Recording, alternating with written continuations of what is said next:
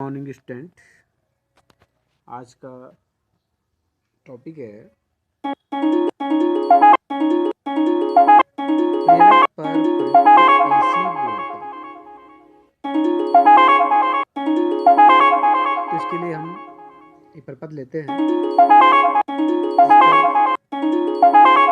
प्रेरकत्व लगाई कुंडली लगी हुई है, इसे प्रेरकत्व कहते हैं। इस कुंडली को हम एक प्रत्यावर्ती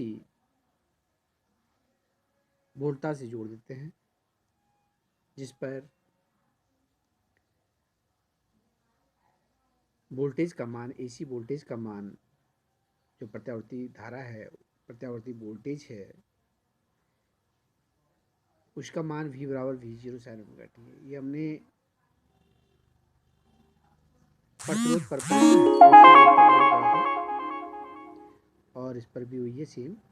प्रत्यावर्ती जो वोल्टेज है V बराबर V0 sin ओमेगा टी होगा। तो यहाँ पर प्रतिरोध नहीं लगा हुआ है, ठीक है। तो जब हम इस परिपथ पर वोल्टेज लगाते हैं तो यहाँ पर धारा को जो नियंत्रित करता है वो प्रेरकत्व ही करता है। हमने पीछे पढ़ा था प्रतिघात, तो इसके द्वारा प्रतिघात उत्पन्न किए जाते हैं, यानी कि ये भी धारा के मार्ग में अवरोध उत्पन्न करता है। तो यहाँ पर जो धारा के मार्ग को अवरोध कर रहा है वो प्रेरकत्व है, अर्थात धारा को जो नियंत्रित करने वाला है वो प्रेरकत्व है, ठीक है। तो इस प्रकार से हमने इसको लिखना है। इस परिपथ में एक प्रेरकत्व L प्रत्यावर्ती धारा के साथ लेते हैं। माना किसी क्षण परिपथ में एसी वोल्टेज का मान V बराबर V0 sin ओमेगा टी, समीकरण नंबर 1 हम इसको ले लेंगे। क्योंकि परिपथ में कोई प्रतिरोध नहीं लगा है, अतः जब परिपथ में वोल्टेज को लगाया जाता है तो धारा को नियंत्रित प्रेरकत्व ही करेगा। अब हम यहाँ पर क्या करेंगे, किरचॉफ का नियम लगाएंगे। जैसे सेम है, ये पिछला जो टॉपिक था प्रतिरोध पर प्रयुक्त एसी वोल्टा, यहाँ पर प्रेरक पर प्रयुक्त एसी वोल्टा, बिल्कुल सेम उसी प्रकार से हमने यहाँ पर किरचॉफ का द्वितीय नियम लगाना है बंधपास के लिए। अतः यहाँ पर परिपथ के किरचॉफ का नियम लगाने पर बंधपास के लिए जो किरचॉफ का नियम होता है द्वितीय नियम, जब प्रेरकत्व में धारा प्रवाहित की जाती है तो इसके चारों ओर चुंबकीय क्षेत्र उत्पन्न हो जाता है। हम पीछे चैप्टर में है उसे पढ़ते हुए आ रहे हैं कि जब हम किसी चालक में धारा प्रवाहित करते हैं तो उसकी चारों ओर एक चुंबकीय क्षेत्र उत्पन्न हो जाता है, जिसके परिणाम स्वरूप एक प्रेरित विद्युत वाहक बल उत्पन्न हो जाता है। अतः अब यहाँ पर हमने किरचॉफ का नियम लगाना है। तो V plus E that is equal to 0। चूंकि यहाँ पर एक विद्युत वाहक बल उत्पन्न हो गया है तो कुल जो विद्युत वाहक बल हो गया है वो V plus E that is equal to 0, समीकरण नंबर 2।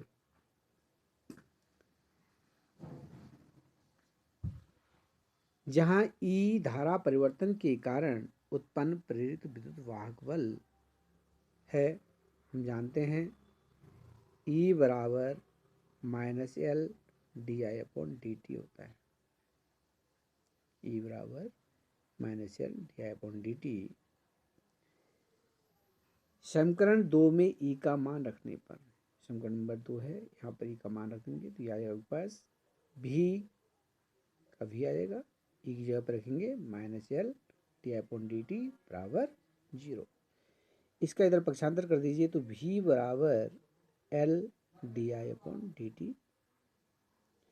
इस L को क्रॉस मल्टीप्लिकेशन कर देंगे तो v/L, इसका नीचे मल्टीप्लाई कर दिया तो v/L बराबर यहाँ पर बच जाएगा di/dt। dt का इधर मल्टीप्लाई कर दीजिए तो v/L dt बराबर di। ठीक है, और इस प्रकार इसको उल्टा लिख लेंगे हम di बराबर v/L इंटू dt। हमने यहाँ पर v का मान रखना है। समीकरण नंबर 1 में जो v का मान है उसको हम यहाँ पे पुट कर देंगे। समीकरण 1 से v का मान रखने पर डी आई बराबर हो जाएगा v की जगह v0 sign omega T upon L into D T. v का मान हमने समीकरण नंबर 1 से इस पर रखना है। यहाँ पर इसका समाकलन कर देंगे, t के सापेक्ष समाकलन कर देंगे तो समाकलन का चिन्ह लग जाएगा। ये समाकलन डी आई बराबर समाकलन v0 upon L sine omega t d t. I बराबर v0 अपॉन L, इसको समाकलन से बाहर ले लेंगे, integration of sine omega t d t. I बराबर v0 अपॉन L, कोष्ठ में इसका समाकलन कर देंगे हम, इसका होता है माइनस कॉस ओमेगा टी और ओमेगा टी का ओमेगा आ जाएगा अपॉन ओमेगा। ठीक है, आई बराबर माइनस, ये माइनस बाहर आ जाएगा, माइनस v0 ओमेगा L को बाहर लीजिए, ओमेगा बाहर लीजिए, omega L cos omega T हो जाएगा। सूत्र होता है ट्रिग्नोमेट्री में, चूंकि साइन π/2 माइनस ओमेगा टी बराबर होता है कॉस ओमेगा टी। ठीक है, साइन π/2 माइनस ओमेगा टी बराबर क्या होता है कॉस ओमेगा टी, यानी कि कॉस ओमेगा टी का मान इतना होता है। ठीक है ना, तो हमने यहाँ पर पुट करना है इसको, कॉस ओमेगा टी की जगह पे इसको पुट करेंगे। और चूंकि sine minus theta, sine minus theta बराबर होता है माइनस साइन थीटा, तो हमने ये मान यहाँ पर रखने हैं। तो ये आपका रहेगा आई बराबर v0, जो ये वाला है v0 upon omega L cos omega T की जगह पे क्या आ जाएगा साइन π/2 माइनस ओमेगा टी, तो ये आ जाएगा साइन π/2 माइनस ओमेगा टी। ठीक है, आई बराबर v0 upon omega L sign, यहाँ पर हमने माइनस को कॉमन ले लेंगे। ठीक है, अभी माइनस नहीं तो माइनस हो जाएगा इसका, तो ये माइनस कॉमन लेंगे, इसको हम पलट देंगे फिर, तो ये आएगा माइनस π/2 माइनस ओमेगा टी। क्योंकि हम जानते हैं, सूत्र के अनुसार हम जानते हैं साइन माइनस थीटा बराबर माइनस साइन थीटा, तो हमने इसको चेंज कर दिया है माइनस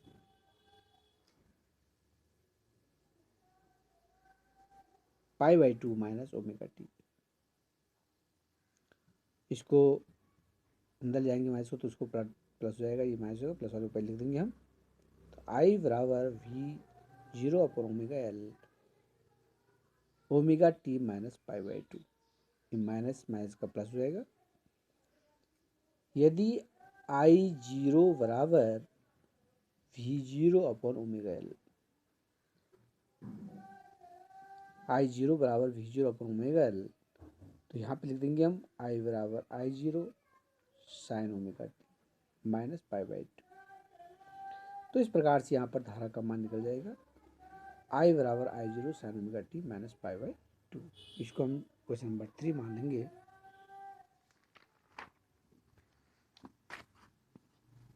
ओमेगा L धारा के मान में प्रेरक द्वारा लगाया गया प्रतिरोध है, जिसे प्रतिघात कहते हैं। इसे XL से परिचित करते हैं। XL बराबर ओमेगा L। ओमेगा मान होता है 2πf, तो एक्सएल बराबर 2πfl। ये सूत्र काफ़ी इम्पोर्टेंट है, ये प्रेरण प्रतिघात का सूत्र है और इसमें आपके पास क्वेश्चन पूछे जाएंगे, सवाल इसमें आते हैं प्रेरण प्रतिघात में। तो 2πfl आपने जो है इसको याद रखना है। समीकरण नंबर 1 जो हमारे पास है v बराबर v0 साइन ओमेगा टी, और समीकरण नंबर 3 हमारे पास निकली i बराबर I0 sign omega t minus π/2। ये दो समीकरण हमारे पास निकली है। इन समीकरणों की आपस में तुलना करने पर, जांच करने पर हमें जो ज्ञात होता है, देखिए यहाँ पर v बराबर v0 साइन ओमेगा टी हो गया है समीकरण नंबर 1, और I बराबर I0 sign omega t minus π/2। तो साइन ओमेगा टी इसमें भी है, साइन ओमेगा टी इसमें भी है। I0 इसमें धारा का शिखर मान है, इसमें वोल्टेज का शिखर मान है, लेकिन यहाँ पर माइनस π/2 यहाँ पर ये अधिक है। इसमें से साइन ओमेगा टी में से π/2 घट रहा है, π/2 यानी कि 90 अंश। तो इसका मतलब होता है कि कम हो रहा है ना, ये π/2 कम हो रहा है, ओमेगा टी से π/2 कम हो रहा है, जबकि यहाँ पर सीधे ओमेगा टी है। तो ओमेगा टी से π/2 कम होने का अर्थ है कि धारा वोल्टेज से 90 डिग्री पश्चिगामी है। धारा जो है वोल्टेज से 90 डिग्री पश्चिगामी है, या इसको हम इस प्रकार से भी कह सकते हैं कि वोल्टेज धारा से 90 डिग्री यानी कि π/2 अग्रगामी है। तो दोनों आप इसको बोल सकते हैं, दोनों तरह से आप इसको लिख सकते हैं। तो इस प्रकार से समीकरण 1 और समीकरण 3 की जांच करने पर, तुलना करने पर हम देखते हैं कि धारा वोल्टेज से पश्चिगामी है, अर्थात वोल्टेज धारा अग्रगामी है, वोल्टेज धारा से अग्रगामी है। कितना अग्रगामी है, यहाँ पर हम लिख सकते हैं वोल्टेज धारा से π/2 अग्रगामी है, या 90 डिग्री अग्रगामी है, या धारा वोल्टेज से 90 डिग्री पश्चिगामी है। इसको हम दोनों बोल सकते हैं।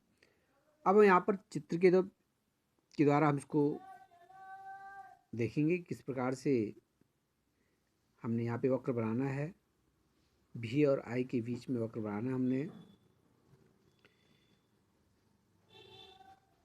तो ये आपके पास साम्यावस्था है, मध्यमान स्थिति है। ऊपर की तरफ O से ऊपर की तरफ धनात्मक और नीचे की तरफ ऋणात्मक लेंगे। O से धारा शुरू होगी, लेकिन यहाँ पर देखिए जो वोल्टेज है O से शुरू हो गया है, लेकिन धारा O से शुरू ना होकर के उससे पीछे चल रही है। धारा क्या चल रही है, पीछे चल रही है। इसमें जो कलांतर होता है वो 90 डिग्री का कलांतर होता है, 90 डिग्री पश्चिगामी है। साम्यावस्था से वोल्टेज शुरू हो गया चलना, लेकिन जो आपके पास धारा है वो वोल्टेज के चलने के बाद तब जाके जो है शुरू हुई है, यानी कि पश्चिगामी है। तो इस प्रकार से हम इसको, ये आपके पास नीली वाली जो लाइन है वो वोल्टेज को प्रदर्शित कर रही है, V बराबर V0 साइन ओमेगा टी, और ये जो लाइन यहाँ पर है पिंक वाली, ये आपके पास I बराबर I0 sign omega t minus π/2 धारा को प्रदर्शित कर रही है। ठीक है ना। तो ये आपको ग्राफ बनाना पड़ता है, वक्र बनाना पड़ता है, तो इसको आपने जो है बनाना है, इसमें अच्छे अंक प्राप्त होते हैं। इसके बाद इसका फेजल आरेख भी बहुत ज़रूरी है। फेजल आरेख में V0 और I0 फेजल है, जिनके बीच 90 अंश का कोण है, इसे फेजल डायग्राम कहते हैं। तो इस प्रकार से ये हमारे पास जो वोल्टेज का है ये ओमेगा टी कोण पर है, जबकि V0 और I0 के बीच में 90 अंश का कोण है, यानी कि जो धारा है वो वोल्टेज से 90 डिग्री पश्चिमगामी पीछे चल रही है। ठीक है, तो ये इस प्रकार से आप फेजल आरेख भी बनाएंगे। अब हम देखते हैं परिपथ में ऊर्जा क्षय।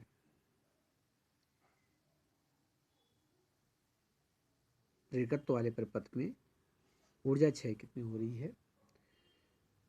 तो परिपथ में ऊर्जा क्षय माना किसी कुंडली के सिरों के बीच किसी क्षण ऊर्जा क्षय या शक्ति व्यय P बराबर VI है। P बराबर VI है। समीकरण नंबर 1 हमने पढ़ी है। इसमें समीकरण नंबर 3 से V व I का मान यहाँ पर रख देंगे। समीकरण नंबर 1 से V का मान, समीकरण नंबर 3 से I का मान रख देंगे। तो रखिए, इसमें V की जगह पर रख देंगे V0 sign omega T, I की जगह पर रख देंगे I0 sign omega t minus π/2। ठीक है, इन दोनों का आपस में मल्टीप्लाई कर देंगे, गुणा कर देंगे, और ये सूत्र हमको जो है ट्रिग्नोमेट्री का याद रखना है। साइन ओमेगा टी माइनस π/2 बराबर क्या होता है, माइनस कॉस ओमेगा टी। यहाँ पे आपके पास सूत्र है, सूत्र से हम यहाँ पे करेंगे इसको, सूत्र से हम इसको करेंगे। तो साइन ओमेगा टी माइनस π/2, ये साइन ओमेगा टी माइनस π/2 है ना, इसके स्थान पर हम क्या रख देंगे, माइनस कॉस ओमेगा टी रख देंगे। समझ गए, इसमें यहाँ पर इसके स्थान पर माइनस कॉस ओमेगा टी रख देंगे। क्या आएगा आपके पास, P बराबर minus V0 I0 sign omega T, जैसा है वैसे लिख देंगे, और साइन ओमेगा टी माइनस π/2 की जगह पर रख देंगे माइनस कॉस ओमेगा टी, और ये माइनस पहले आ गया है कॉस ओमेगा टी। ठीक है, अब यहाँ पर हमको एक सूत्र लगाना होगा। सूत्र साइन 2 थीटा बराबर होता है 2 sine theta cos theta. Sine 2 theta बराबर होता है 2 साइन थीटा कॉस थीटा। यहाँ पे हमने साइन थीटा कॉस थीटा का मान निकाला, तो 2 जो इसके अपॉन में चल जाएगा, तो साइन थीटा कॉस थीटा बराबर हो जाएगा साइन 2 थीटा अपॉन 2।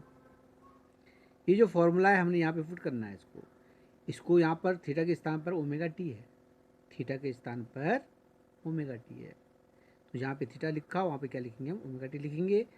तो आपके पास आ जाएगा ये P बराबर माइनस V0 I0, ये आपके पास है sign omega T cos omega T, यहाँ पे लिखना है हमने साइन 2 ओमेगा टी, तो आएगा साइन 2 ओमेगा टी अपॉन 2, और इसको लिख देंगे हम P बराबर minus V0 I0 upon 2 sine 2 omega t. हमको पूरे चक्र के लिए माध्य शक्ति ज्ञात करनी होती है, कितनी जो है शक्ति क्षय हो रही है, कितनी माध्य शक्ति व्यय हो रही है। तो शक्ति व्यय जो माध्य में निकालना है हमने, तो एक पूरे चक्र के लिए माध्य शक्ति व्यय P बार भी लगा सकते हैं, बराबर P माध्य भी लिख सकते हैं, कोई सा भी एक लिख सकते हैं आप, P बार लिखिए या P माध्य लिखिए, हम दोनों लिखे हुए हैं, बराबर minus V0 I0 upon 2 sine 2 omega t. इसका हम क्या निकालेंगे, माध्य निकाल लेंगे। V0 आप जानते हैं क्या होता है, ये वोल्टेज का शिखर मान होता है। I0 क्या होता है, धारा का शिखर मान होता है। P bar that is equal to minus V0 I0 upon 2, इसको अलग कोष्ट पे लेंगे। साइन 2 ओमेगा टी, इसका हमने माध्य निकालना है। और हम जानते हैं कि एक पूरे चक्र के लिए साइन 2 ओमेगा टी का मान 0 होता है। पूरे चक्र के लिए, एक साइकिल के लिए साइन 2 ओमेगा टी का मान 0 होता है। तो यहाँ पे रख देंगे हम मान। चूंकि साइन 2 ओमेगा टी का माध्य एक पूरे चक्र के लिए मान क्या होता है, 0 होता है, अर्थात P bar that is equal to minus V0 I0 upon 2 लिख देना है, इसकी जगह पर रख देंगे इंटू 0, और इसका मल्टीप्लाई करेंगे आपके पास तो 0 आ जाएगा। तो औसत शक्ति व्यय क्या होगा, 0 होगा। जो प्रेरकत्व वाला परिपथ होता है इसमें औसत शक्ति व्यय 0 होती है। अतः पूरे साइकिल के लिए ऊर्जा क्षय का मान 0 होगा। ठीक, तो पढ़ते रहिए आप लोग। ओके।